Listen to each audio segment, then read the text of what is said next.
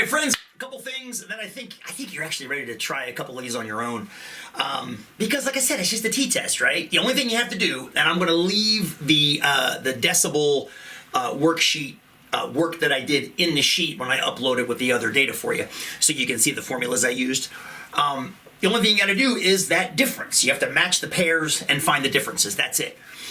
A couple things in closing before we move on. I failed to do something. I'm going to do it right now while I'm talking. I forgot to check to see if the data were basically bell-shaped to make sure that it wasn't too skewed to one side. Looks pretty good. Not perfect, but it looks pretty good. Looks like a nice mounded curve, so I can live with that. So the average is trustworthy, so therefore I can run the t-test without feeling too bad about it. Couple other things. In doing the research into this act after the fact, I went back and looked at some more research. I realized that the formal wording of the act was not about the maximum decibel level, but the average decibel level. I actually tracked the max level, the spike, the peak, but the act itself is about the average. So if anybody's looking for a research project later on in your undergrad, you got one waiting for you. Something else. One more thing too, practical versus statistical significance. I like to bring that up whenever possible. Hypothesis tests only test statistical significance. Did it escape the critical value? 0.4 decibels.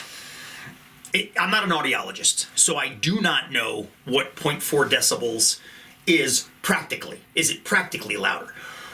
The only thing I know is my old band, Hands on Throat, you actually did some work on the burritos I used to eat back in week 5 or 6. A buddy of mine, Bruce Emerson, who I've mentioned in here before, actually brought a dB meter to one of our old shows, and he said we are louder than an airplane, which I found interesting, which is why I wear earplugs when I play the drums. So I don't know what...